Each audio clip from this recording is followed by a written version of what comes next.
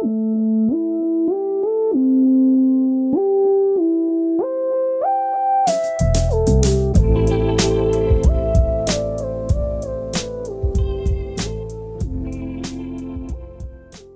are listening to the Drunken Pen Writing Podcast. I'm your host, Caleb James. With me, as always, Spencer, the Carson City Cantaloupe Cracker Church. Carson City, a double C. Yeah. Forgot about Carson City. Right. Nevada. We didn't do a cold open. We tried and it sucked. So fuck it. No cold open today. No. No cold open for you. None. I don't want to pick up that book now. You're going to have to move your drink. Yeah. I got to move a lot of things. I had an interesting topic here to discuss because I watched a video earlier, which we've been seeing a lot of these videos lately about the illiteracy crisis going on. First of all, before we can get into that, can I tell you, that is one of, my worst, nightmares, though, is to have, on the street reading? Reading aloud. And also, isn't the writing normally in cursive, too? Yeah. So, that always, Well, I don't know if it's in cursive or not. I can't remember. Because the thing they show on the bottom is usually just like a printed. Is that what I don't know. Okay. I would imagine they're just reading a printed thing. See, I'm the opposite. I really want to get somebody to come up to me and be like, "Can you read this?" I'm like, "Oh, I'm not really a good reader," and then just blow them away. Because I feel like I'm, after doing this podcast for years, have really leveled up my out loud reading. Yeah, right. So the video I watched today was a little bit different. So a lot of those which ones that really get me are the ones we've seen where it's like private school kids. Oh, they're yeah. like, read this sentence, and they can't. And it's like, no, some of those words are very like extraordinary. They couldn't get extraordinary. They couldn't read it. It's like, how are you going to go to college? Like, you're prepping for college and you can't read this. Well, this is worse, Spencer, in my opinion. So there was a study done on Dickens' Bleak House, which is a very large novel. I've not had any interest in ever reading that. But it's used in the study of illiteracy among undergrads. And according to this article, well, this is Reddit now, but according to the topic or the title, tragic. It's very tragic. Okay. Now, when we say illiteracy, we mean functional illiteracy, not I can't read, which is a lot of people think, oh, you're illiterate or you're not illiterate. No, you could be able to read words, but that doesn't mean you know what you read. And that's what I think is really, really happening with society now, is that people are reading things, but they can't understand them. Well, isn't it in one of those things we saw, most people are in middle school level and not even high school? I believe it's 5th grade level. Yeah. It's like the average. Most Americans read it at 5th grade level, which when we were in 5th grade, thinking back, it's like, fuck, it's so basic. If you can't read above a 5th grade level, I'm sorry, but I feel like you're kind of stupid.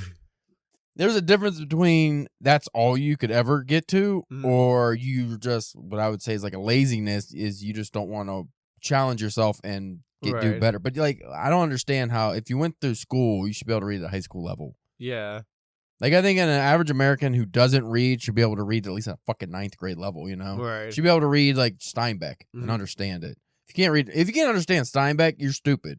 You need to fucking work on yourself. I'm sorry. That's harsh, but I'm not one of these people that believes in, the authors should use easier words because they're being ableist. No, if you're fucking dumb, don't read it. That's my take.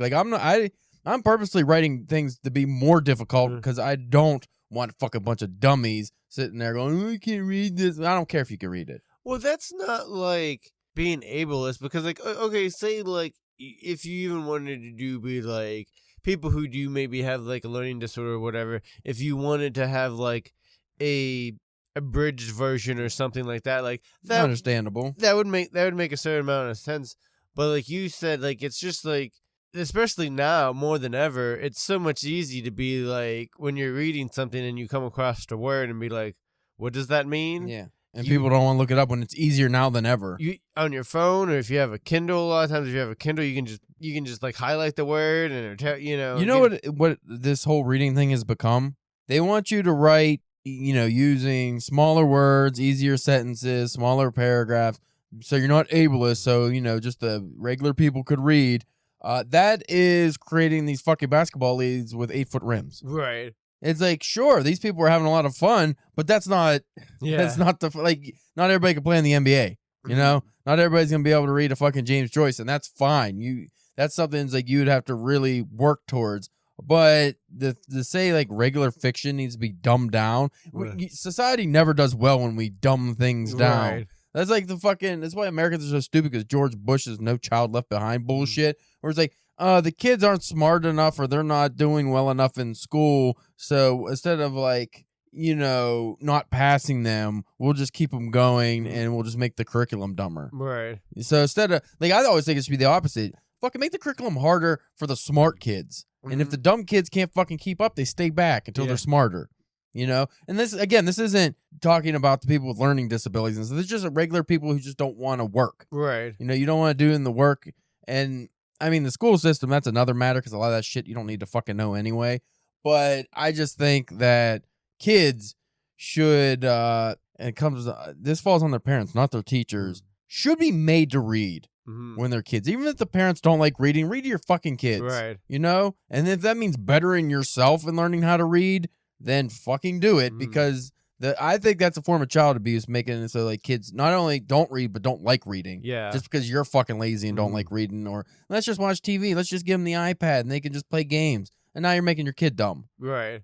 Well, that's like giving your fucking kid Mountain Dew for dinner. Like, you're giving them shit food, and then you're gonna wonder why they're obese when they're older. That's one thing I do. I really like with my my brother and his wife. They were like not like huge readers and stuff, but they like, make it a point. But they at least are reading. Now, granted, they're little golden key books and stuff like that. Like when she gets older, we'll see like how if they stay reading. But like, yeah, they read her like every night and stuff like that. And well, she likes, even like when we come over to visit, she'll just be around and be like, "Can you read this to me?" And and to like me or my dad or whoever would just be like, and she'll sit there and you just read for a little bit. And she'll be like, "Okay," and then get up and go and stuff like that. Well, that's why I always make that argument about getting your kids into comics. Yeah. Because then even once they get older, if they get out of comics, that still gives them like the reading. It creates that spark in them to actually want to pursue that. Yeah.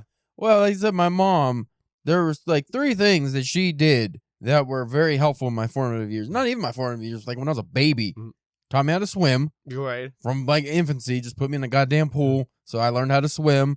Are you sure that's what she was trying to do? I don't care. Teach you how to swim? Yeah, it don't matter. I made it, didn't I? Then these are things I think every parent should teach their kids: how to swim, how to ride a bike, how to fucking read. My mom always read to me and would have me practice reading, and I was reading her Stephen King books when I was like way too young to understand them. But that's the thing too, is like, don't be afraid to give your kids books they won't understand. Well, I always liked it because like whenever I was younger, like not so much like with reading because like I wasn't a huge reader, but like with like shows, I remember like watching like South Park probably before I shouldn't, and my mom was just like, "All right, as long as you don't start acting like them, you can watch it." And I felt like that because, people say what you want about South Park, but, like, it's also a pretty, like, intelligent show. Like, you have to, like, pay attention and, like, the way they do things and stuff like that. Like, it will make, I think, can help broaden your horizons or whatever, Yeah, that's the thing. And I think you've mentioned this off air. Actually, you mentioned this yesterday when we were out at dinner with Mike. Don't treat kids like they're fucking dumb. Yeah. Don't talk down to them like they're stupid. Treat them like humans. Yeah. You can fucking have a kid watching an adult show. I'm not saying shows with like sex and stuff, but more adult shows. And yeah, they might not understand a lot of the adult humor, but they still will pick up things. And if you explain things to them, they're not just going to immediately go out and start acting like South Park characters and shit, No, there are dumb kids that might, but you have to gauge your kid. You have to know, is my kid stupid? Because the parents do not want to admit some of the times their kids are just dumb. Yeah. Sometimes you get a dud. Yeah. You get a stupid kid, you get an unathletic kid, you get a kid that's got fucking, a humpback, whatever it is. Like, you have to be able to admit that, oh, my kid is not perfect, and then you gear your lifestyle towards that, so they're learning and what they do in life. Yeah, because like even say like they might not be a big like book learning, like to read or whatever, but like they might be really good with their hands, and again, like that's not saying that all those people are dumb, but like some people are more just like hands on, like, well then like, okay, well then to try to like not steer, let your kid do whatever they want to do, but like, give them a direction, like, let them work on their strengths, because like I don't know about you, but whenever I was younger and stuff, and like if I didn't get something at first or wasn't really good at it, like I did not feel good about it. Like, you know what I mean? It didn't help, to where maybe do things to where you get a little bit easier, you get that confidence to where you can then try other things or, go back to stuff. Right. Real quick, another thing I want to go back with, like, not learning, like, whenever I don't know a word, not only like look it up, but like I use a lot of like context clues. Yeah. Well, that's the thing with the illiteracy stuff is these people don't know how to use context clues. And I feel like that also like plays like heavily in just my everyday life, or just like when I'm out and around, like I feel like I notice and pick up things more, like, and then some, you just see people walking around. Well, if you notice, a lot of people who don't read, especially the younger generation who were never even made to read, because even our age group, we were made to read in school at least. Yeah. But now it's like teachers, if the kids don't read, they're just like, they don't force them, they won't fail them. Oh. Or they won't give them a 0 for not reading. They're like, there's always some fucking bullshit workaround. So kids just actually aren't reading.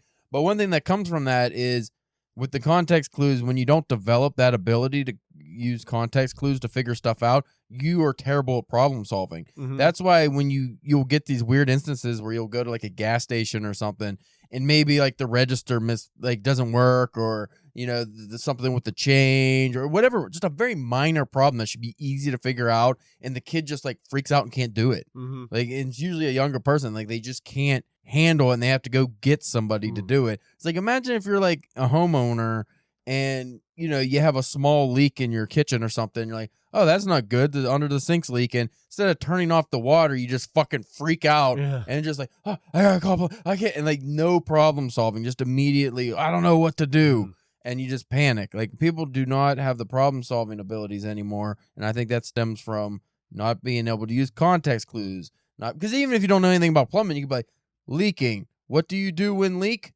Turn water off. Like, it's very simple, common sense things, but they just don't seem to have that anymore. Especially now, you can just be like, Google, like, what do I do when my sink's leaking? Not like, Google, chat. Oh, that's right. Chat. What do you do? Yeah. And then it tells you wrong, and you've somehow burned your house down. And become a Nazi.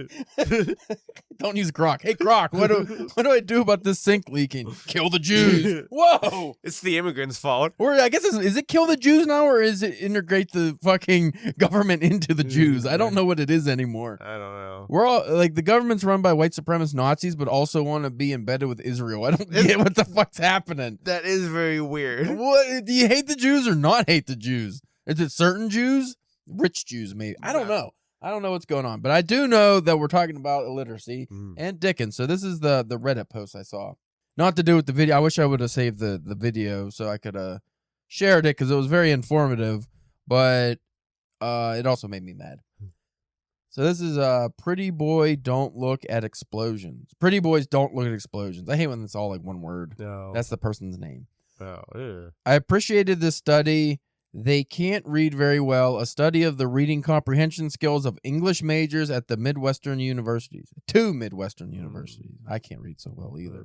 Essentially, a pair of professors set out to test their intuitive sense that students at the college level were struggling with complex text. They recruited 85 students, a mix of English majors and English education majors. So, theoretically, people focusing on literature and people preparing to teach adolescents how to read literature, and had them read while summarizing the first 7 paragraphs of Dickens's Bleak House, or as much as they made it through in the 20-minute session. They provided dictionaries and also said students could use their phones to look up whatever they wanted, which to me makes it seem like that's like an open book test. Right. If you're allowed to use your phone, you should never be dumb. Yeah. That's my feeling. Like, when it comes to anything like that, it's like you can look up anything. Mm-hmm. Do you not have the capability of being able to look up stuff now, because now it's just like, I use AI. Anyway, that's neither here nor there. Where was I? They provided dictionaries and also said students could use their phones to look up whatever they wanted, including any unfamiliar words or references. They found that the majority of the students, 58% or 49 out of the 85 students, functionally could not understand Dickens at all. Wow. At all. Wow. So the majority couldn't, nothing. Don't understand. These are English majors. This is what their career's going to be. Yeah. And they can't read Dickens at all. So that's terrible. And only 5%, a mere 4 out of the 85 students, proved themselves proficient readers, leaving the remaining 38% or 32 students as what the study author deemed competent students, most of whom could understand about half the literal meaning. Pretty low bar for competence, although a few of whom they note did much better than the rest of this group, if not quite well enough to be considered proficient. So the majority of these people who are going to make a career out of English and English language could not read. That's effectively crazy. Because like Dickens, like we were talking about off air, it's not like he's a very difficult writer. A Victorian language, but that's about it. It's still English. Now, I will say that if you got, let's say, 85 people off the street, I think that rate would be 100%. Oh, probably, yeah. Unless you were going in like a fucking very like a academic inclined area, where's that at? And then I was trying to read some of these Reddit things about it to see if there was any more, but it's just a bunch of people meandering and pretending to be smarter than they are. Now, I'm going to read the opening page of Bleak House for us in a minute once I get... People don't realize, and maybe if I post the book, it is... We judge maybe 10 to 15 pounds. Yeah. It's the biggest book I own. It's everything. All of Dickens novels in one collection. So that is the book I decided to bring out for this reading. Nice golden pages. It is nice. It's fancy. Okay, let's wager this. What do you think either of us are going to be able to ascertain from this? Do you think we're going to be able to understand this page? Because now you mentioned context clues, but me just reading it and you not reading it is going to be different for you than me. Right. But I feel that I think I'll be in the middle. Right. I'd be maybe that 38% that like I understand some of it, but I don't think I'm going to be like, because again, we're not English majors though. True, yeah. We're the average guy who likes to read. Yeah. Which is different. So we'll see here. I never read Bleak House. Like I said, unless if it's like him trying to do his impression. Well, it wouldn't even be an impression because it'd be but like an H.P. Lovecraft kind of story, like, you know. No, he's again. This is the interesting thing about Dickens. We talked about him being more like the Stephen King of that time. He was a very popular writer. I think even Bleak House wrote serialized. Like all his books were serialized. So he was writing one for word count. He wanted to really boost up the words so he get paid more. But he was writing for everyday citizens who read. Which was the majority of Londoners, I would think, were reading these for fun. Because they didn't have TV or radio or anything back then. Now, how far are you going to go? Because I feel like you have more than the first page in that, on that page. I can't even open it. Jesus. I should have used a bigger bookmark and not a receipt. It's so big. This is unwieldy. I am holding Excalibur here. Like, this is... Also, the text is so small. You're right. How about I read 1, 2, 3, maybe the first half of the half. Okay. So like 4 paragraphs. Okay. Which I think that would be. I think half of the half is 1 page. That makes sense. Because this looks like 3. It looks like I would imagine every page in this is 4 pages of text. Yeah. Into 1 page because the font's so small. Just read the whole thing. The whole story. 16 hours later, and that's chapter 1. It is hard. They were right. They were correct. So, chapter 1, in Chancery. I'm lost. What's in Chancery? Chancery. What's that mean? We're done. We're cooked, chat. I gotta get the light under me. Chancery. What is a chancery? Those are the things Caleb ignores in fiction. I don't know. I don't know the second word. London. Oh, good. I get it. They're right. I'm illiterate. I'm reading Blood Meridian and Gravity's Rainbow, but do I understand these things? All right. London. Michaelmas term lately over. I don't know what that means. And the Lord Chancellor sitting, is Michael a name? Says London, comma, Michaelmas, Michael M-A-S. That kind of sounds like a name, right? I don't know. So London, Michaelmas term lately over, and the Lord Chancellor sitting in Lincoln's Inn Hall. Implacable November weather, as much mud in the streets as if the waters had but newly retired from the face of the earth, and it would not be wonderful to meet a megalosaurus 40 feet long or so. I have to read this on my phone. It's just too hard. I cannot hold the book. This hurts. And it's so small. Oh my God. That book is too big. I shouldn't have bought it. It serves nothing. If I ever wanted to read any Dickens, I have it all, and I would still have to buy a book because I'm not reading anything out of that fucking thing. You need one like those preacher pews that have like the Yeah. movable like on each side. That is one of those books you use. Yeah, like you use a pew and you have a magnifying glass attached so you could read the text. People do not understand how small that font is. Bleak House, Chapter 1. All right. So this is better. Not much. Fuck you. I gotta zoom. Can I go big this way? Made it worse. Made it much worse. What is it, tiny on there too? Yeah. Fucking Bleak House is an asshole book, apparently. Thank you. Somebody got a fucking reading version for your phone. I don't know why asshole Dickens didn't write for phones. Asshole. Stupid head. He's ableist, that's why. Had one of the worst goatees in the business, by the way. Oh, yeah? Fucking facial hair, terrible. Just like patchy or not? I can't look it up on my phone. Look it up on your phone real quick.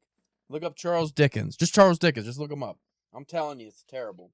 One of the worst facial hair features on a man. Not good. Oh. Yeah. It's like scraggly and shit. And it's like, it's off to the... Well, that one doesn't look too bad. That's a painting, though. But this first one... It's all fucking... Yeah, it's like you're right. out of control pubes. Yeah, kind of. It looks kind of like a beard on a muscle. Like, have you ever see like mussels? They have those little beards inside that's like connected to it. I feel like this was just all in an attempt to hide that he doesn't like have a chin. He didn't have a very strong jawline, so he's just like, I'm just gonna cover it up. That's fair. Anyway, Charles Dickens' Bleak House, 1852-53, Chapter 1. I'm gonna zoom in as much as I can without losing it. Oh, it's stuck in here. This is good. I don't have to read as much now. I can only read one page, which turns out it was only 2 paragraphs. Oh, wow. So even less. Chapter 1. London, Michaelmas term lately over, and the Lord Chancellor sitting in Lincoln's Inn Hall. Implacable November weather, as much mud in the streets as if the waters had but newly retired from the face of the earth, and it would not be wonderful to meet a megalosaurus, 40 feet long or so, waddling like an elephantine lizard up Holborn Hill. I feel like I'm reading Alan Moore. Smoke, it's like megalosaurus. Why? Why is there I love the word megalosaurus. That's fun to read. That's another thing I think a lot of people don't have. I like reading out loud because I like the challenge of reading fun words like that. Like, it's just the way it feels coming out of the mouth there is nice. Megalosaurus. Say it. Megalosaurus. Megalosaurus. Just the megala. Like megalomart. Anything with megala is just a great word. Good mouthfeel. Yeah, it does. It feels nice. Smoke lowering down from chimney pots, making a soft black drizzle, with flakes of soot in it as big as full-grown snowflakes. Gone into morning. And morning as in morning, not morning as in day, by the way. Yeah. It's hard when you're reading out loud, you know. Gone into morning, one might imagine, for the death of the sun. Dogs, undistinguishable in mire. Horses, scarcely better, splashed to their very blinkers. Foot passengers, jostling one another's umbrellas in a general infection of ill temper, and losing their foothold at street corners, where tens of thousands of other foot passengers have been slipping and sliding since the day broke, if the day ever broke. Adding new deposits to the crust upon crust of mud, sticking at those points tenaciously to the pavement and accumulating at compound interest. Now, before I go on, that first paragraph is just describing how gross the street is. Yeah, it's just well, like... It's not hard at all to decipher. I think it's that Mike Moore guy is like in a lodge looking out on the street during a bad, shitty November. Yeah, that's not... I don't see how that's hard to follow at all. Let's go on. Fog everywhere. Fog up the river, where it flows among green alts and meadows. Fog down the river, where it rolls defiled among the tiers of shipping and the waterside pollutions of a great and dirty city. Fog on the Essex marshes, fog on the Kentish heights, fog creeping into the cabooses of collar brigs, fog lying out on the yards and hovering in the rigging of great ships, fog drooping on the gunwales of barges and small boats, fog in the eyes and throats of ancient Greenwich pensioners, wheezing by the firesides of their wards, fog in the stem and bowl of the afternoon pipe of the wrathful skipper down in his closed cabin, fog cruelly pinching the toes and fingers of his shivering little prentice boy on deck, chance people on the bridges peeping over the parapets into a nether sky of fog, with fog all around them as if they were up in a ballroom, as if they were up in a balloon and hanging in the misty clouds. So that paragraph is about fog. Yeah. But again, every sentence I not only understood, but I actually saw very vividly, fog's on the gunwale. So now you're in the boat. Now you're in the fucking the cabin. There was like one, I think there was one thing that I didn't understand, but like it was with everything else. I was just like, well, that's some kind of building. Yeah. Like, you know what I mean? Like, because they're talking about like the going through the cottages and da-da-da. And you got the Greenwich pensioners, old people. Right. Retirees. And they're wheezing I don't know. That didn't seem difficult at all. Yeah, most of that is just on boats and stuff. And it's just talking about the fog all through the city. So again, I don't know. It was just setting the atmosphere. The only thing that I would find people might have to look up is some of the names of these places. Right. Because we're not from England. Old-timey England. Yeah. But again, context clues. Like, you see it capitalized, and that's a place. Right. That's all you got to do. And the final paragraph here. Gas looming through the fog in divers places in the streets, much as the sun may from the spongy fields be seen to loom by husbandman and plowboy. Most of the shops lighted 2 hours before their time, as the gas seems to know, for it has a haggard and unwilling look. So I don't know why that's so difficult. That was probably the most difficult one, just because I don't know exactly what a husbandman is. Right. Let's look that up. And a plowboy, is that somebody who just plows like a field? Because it's talking about the marshy, the spongy field, so it's just like farmers, right? Right, that's what I was thinking, yeah. Yeah, and the haggard, unwilling look. So, yeah, I really don't understand what's so difficult about that. Yeah. Like, I mean, I get the language, like Victorian language, but take your time with it. Yeah, if anything, for me, I was like, well, yeah, I would maybe, like, because for me, like, hearing you read it wasn't that difficult for me. Yeah. I was like, maybe reading it might be, like, I'd probably just be doing it slower. Like, you know what I mean? Now, again, if you come across a lot of those words, because I've read enough where I think I'm fairly well at pronouncing these, you might not know the pronunciations of them. Right. Like for me, like the husbandman or whatever, I don't know if that's actually how you spelled like husbandman is one word, but I don't know if that's exactly what it is.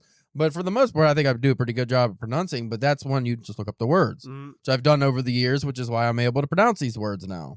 So I don't agree with the sentiment that people are incapable of reading such material. I think they just don't want to do the work to be able to understand it.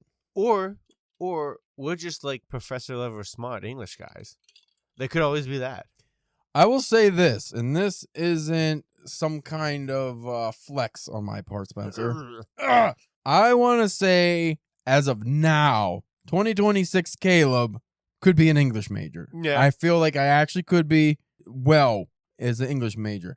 2026 Caleb, I don't know, between 1920 and 1950, could not be an English major. Well, yeah. Same smarts, same ability to read.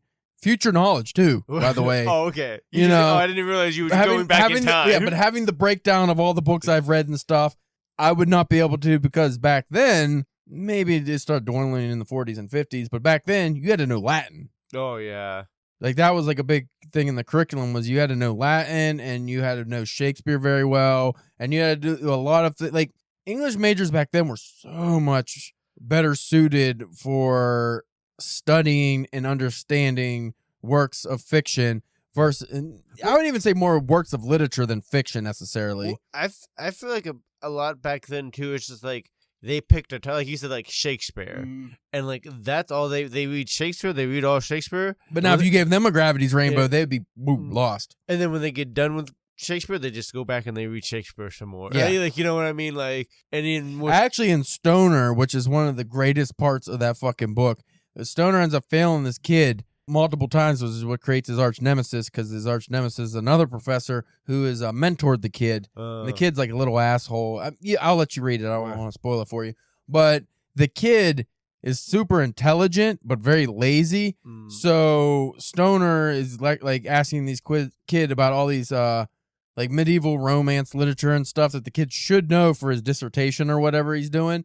And like the kid just keeps bullshitting his way through, but then it turns out he doesn't actually know anything, just like the niche subjects that are that his mentor wanted him to know about, like Shakespeare and stuff. So he sounds like he's super smart, but he actually doesn't know fucking shit. Okay. And I find that a lot with maybe old timey English studies, where it's like, oh yeah, you know the shit out of Shakespeare, or maybe even going back to like Homer and Plato and all that stuff. But when it comes to like a generalized, which is where I do think modern well, I can't even say now, but let's say 80s and 90s as the latest.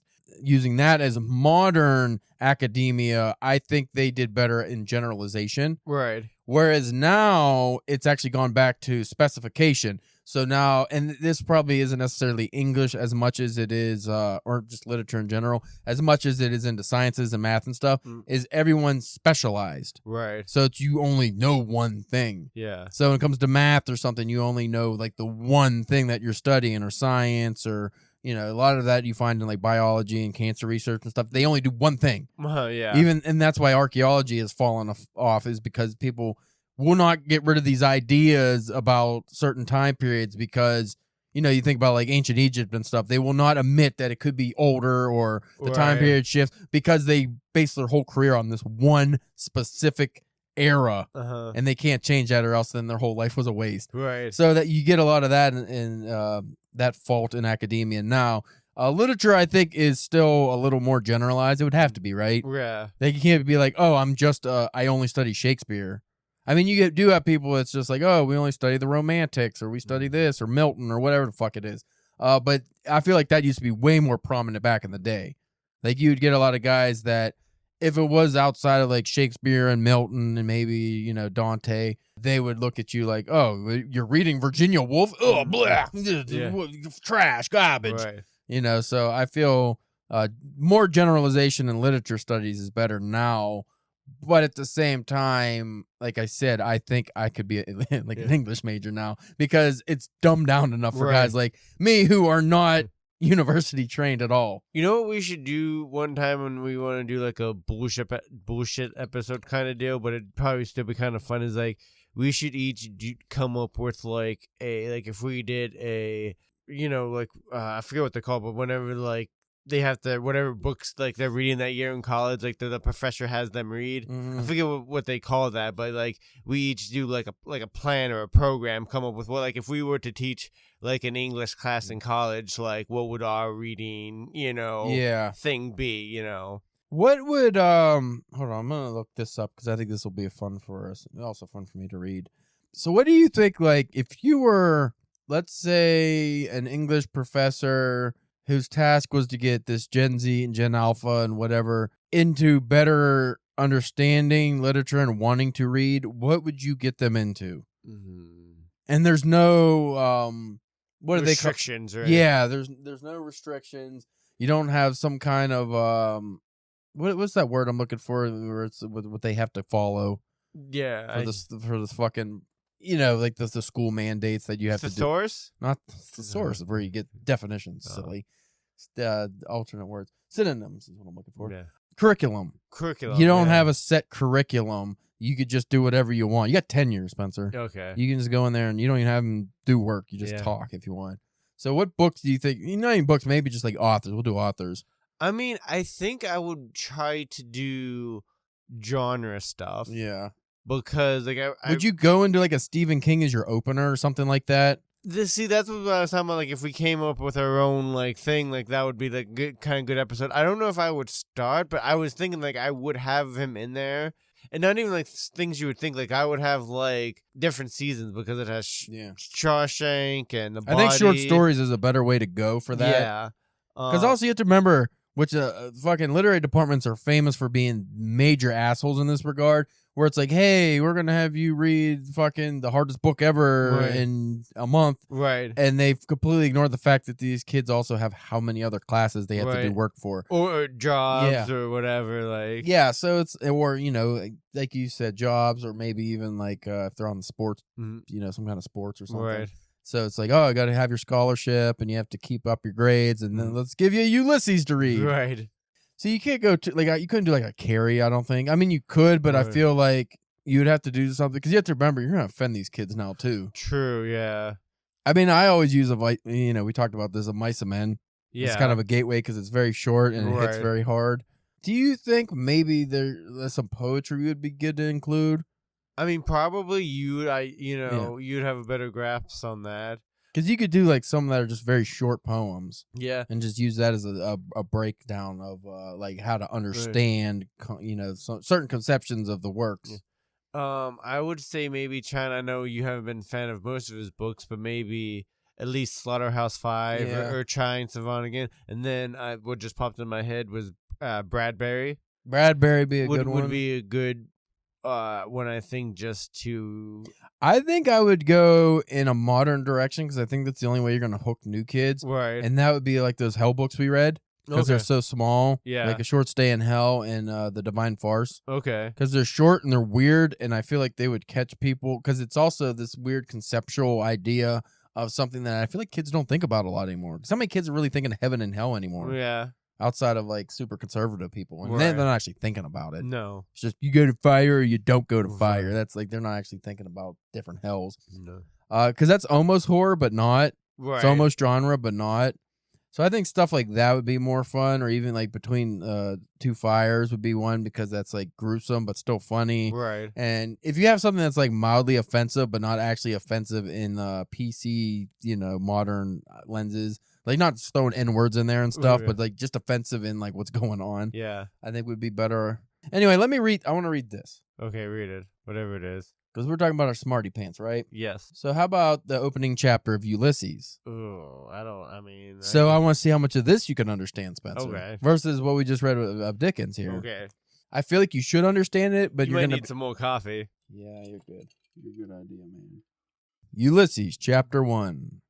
Haynes stopped to take out a smooth silver case in which twinkled a green stone. He sprang it open with his thumb and offered it. "Thank you," Stephen said, taking a cigarette. Haynes helped himself and snapped the case too. He put it back in his side pocket and took from his waistcoat pocket a nickel tinderbox, sprang it open too, and, having lit his cigarette, held the flaming spunk toward Stephen in the shell of his hands. Easy to understand so far. Yeah. "Yes, of course," he said as they went on again. "Either you believe or you don't, isn't it? Personally, I couldn't stomach the idea of a personal God. You don't stand for that, I suppose." "You behold in me," Stephen said with grim displeasure, "a horrible example of free thought." And I'm using this as an example because the language isn't the Victorian language anymore. The language is understandable. Right. He walked on, waiting to be spoken to, trailing his ass plant by his side. His ferule followed lightly on the path, squealing at his heels, my familiar after me, calling, "Stephen." A wavering line along the path. They will walk on it tonight, coming here in the dark. He wants that key. It is mine. I paid the rent. Now I eat his salt bread. Give him the key, too. All. He will ask for it. That was in his eyes. After all, Haynes began. Stephen turned and saw that the cold gaze which had measured him was not all unkind. "After all, I should think you are able to free yourself. You are your own master, it seems to me." "I am a servant of two masters," Stephen said, "an English and an Italian." "Italian," Haynes said. "A crazy queen, old and jealous. Kneel down before me." "And a third," Stephen said. "There's who wants me for odd jobs." "Italian," Haynes said again. "What do you mean?" "The Imperial British State," Stephen answered, his color rising, "and the Holy Roman Catholic and Apostolic Church. Apostolic Church. Yeah. It's a hard word. An Apostolic Church. Haynes detached from his underlip some fibers of tobacco before he spoke. "I can quite understand that," he said calmly. "An Irishman must think like that. I dare say we feel in England that we have treated you rather unfairly. It seems history is to blame." The proud, potent titles clanged over Stephen's memory, the triumph of their brazen bells, "Et unum sanctum Catholicum el Apostolum." And it goes on from there. I got a good chunk of that. Near the end there, it gets to Right.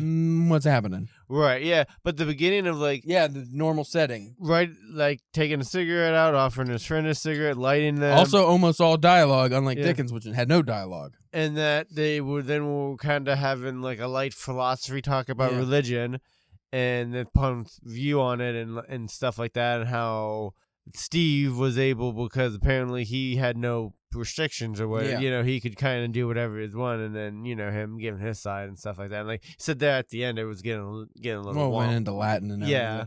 Yeah. But that's the opening chapter of Ulysses isn't too bad. Right. But then it gets into Now, you haven't read that yet, right? Yeah, that Oh, was, you I have read read Ulysses. that. Yeah. it was, So how hard of a time did you have? that was the one I had to read an essay after everyone, okay. and it wasn't easy. Let me do Ulysses chapter, I don't know, 7.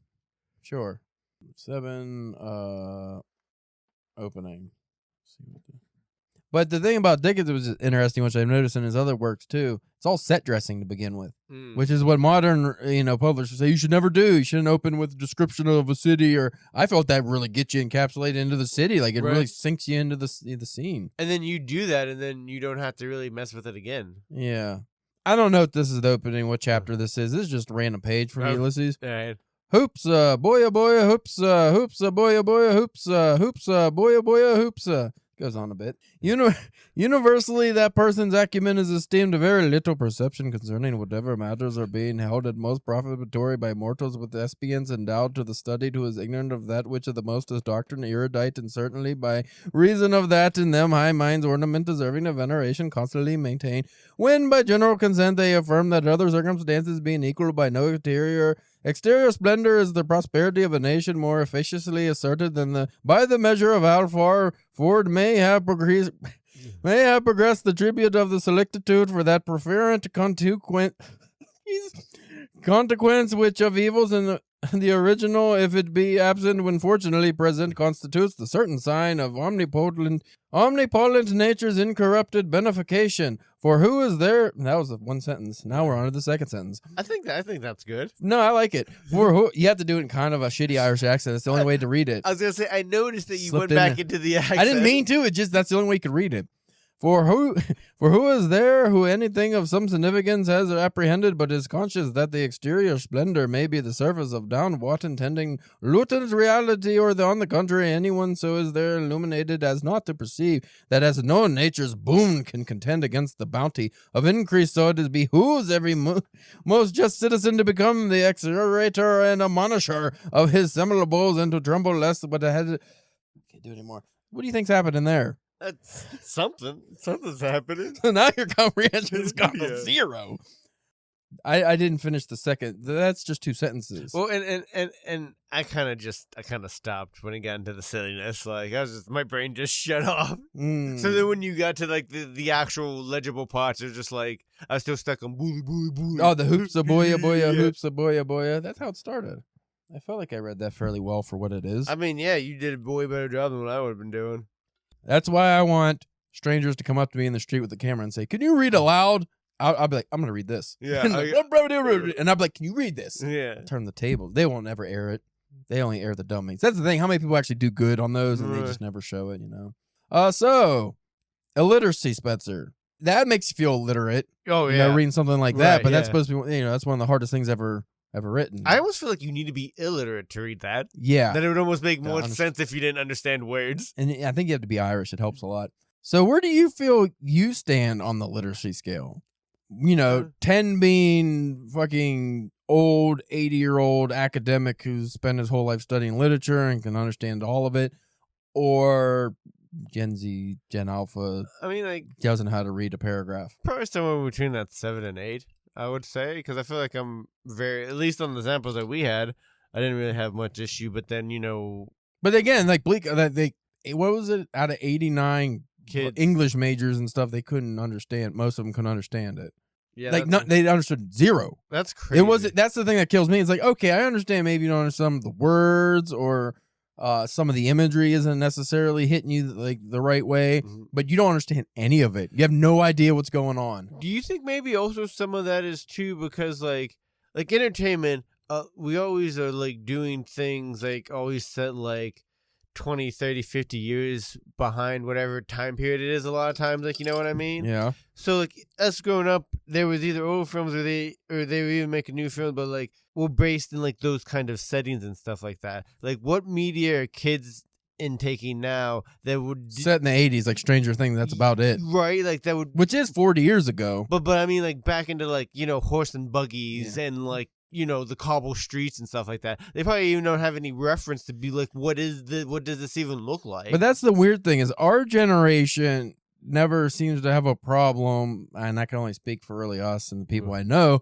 but never seems to have a problem understanding like, oh, you have something set in the 1700s. You might not understand all the terminology, but you can kind of get an image on what a cannon looks like, or what some super outdated technology. What does the printing press looks like? Even if you never saw a printing press, you'd be like, well, it's got to have like big stampers. It's got to be fucking huge or something. Yeah, like you could have like some kind of thought, but you ask a kid like, what a rotary phone looks like.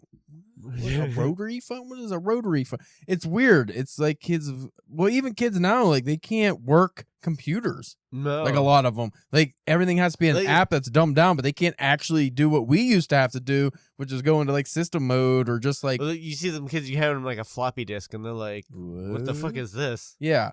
So it's discerning that these kids are going backwards, it seems. But yeah, the literacy thing, I just don't understand it. Like, I get people not wanting to read, but because there's always been people like that, but like not being able to understand what you read. Yeah. And we use Bleak House as an example, and I use Ulysses just for fun because it's very hard. But these are people who can't, like, they read like YA. And apparently YA is dying now because kids don't read, like, they can't understand it. Like, you get like the easiest shit. Like, they only, what we talk about, like, only read the dialogue, or like a lot of them, they get upset now when a writer, and these are people who like to read, when a writer does set dressing or tries to like get you involved in the world. It's like, I just want to see what the people are doing. Yeah. And it's like your fucking attention span. The motherfuckers that only read the dialogue. Yeah. That's why I made it, a mission in my life now to read super hard books and read really long books and read things that I can't fake my way through. Because I think a lot of people, and it's just like human tendencies in general, is to find the easiest way to do something. Yeah. So a lot of people, if they're reading a book that's kind of challenging, even if they want to read the whole thing, they'll bullshit their way through it. They won't take the time to understand exactly what they're reading, or to look up the words, or do any of the work required to understand the time period or what these people are talking about, or do any supplemental reading. That's another thing. Nobody does supplemental reading. Right. It's hard enough to get them to read, but it's like I do a lot of things where it's like, oh, I'm reading this and now I'm going to read something to understand more what I'm reading. Not to understand what I'm reading, to understand better what I'm reading. I like to be involved in the world, but that's the thing. It's like I'm choosing to read that stuff. Yeah. I feel like a lot of people, though, they just pick things at random, and they're just wanting a book talk book, and they just want to be able to they want to read like how they watch a movie.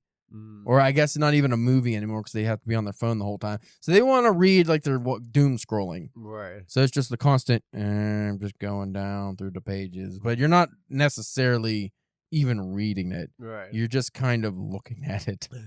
We'll end on this, Spencer. Do you think there's a solve? Do you think there's a solution to this?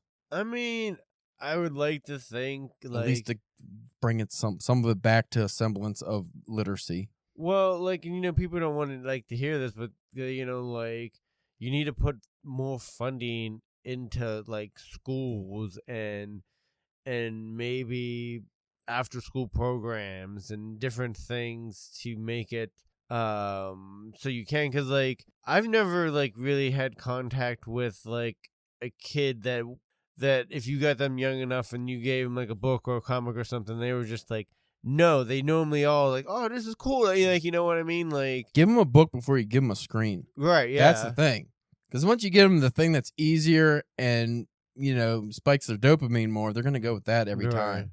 Don't give like, if I had a kid, I wouldn't even, like, you're not getting a phone, an iPod, you're not getting anything to like 7 or 8. Right. Or even if I did finally give them one, it would be when it's like, you take this for emergencies, but you're not taking this with you outside of, to carry. Right. It's like, oh, when you're not around me, you have it. When you're with me or you're home, or you give them your old Nokia or whatever that thing was that you had whenever you were. Yeah, give them a brick phone. They still make them. Like, you get a brick phone with buttons. You don't care if fucking kids make fun of you. Beat them in the head with it. Right. Kill them. Anyway, folks, that's an episode. Went longer even without a cold open than I expected. Right. If you folks want to check us out, you can at DPW Podcast on Instagram, Facebook, YouTube, Twitter. Spencer's OnlyFans. He is in Carson City, and he is cracking cantaloupes. Not crushing them, just cracking them. Right. Letting the juices flow over his sensual body in the desert. I'm reading a lot of desert stuff. I was just saying, like, we didn't say how I was cracking them. Your thighs, I assume, or your butt cheeks. If you want to check us out, we already talked about that, so I ain't doing it again. Check me out, CalebJamesK.com. My publishing history is on there. I'm supposed to do the Starlight Pulp Review podcast today, but I haven't decided if I want to do it yet. Right. It's hot down here. I don't know. Maybe I will, maybe I won't. We'll go to the gym, see how I feel after that. Right. Anyway, folks, thank you for listening. We'll check you out next time.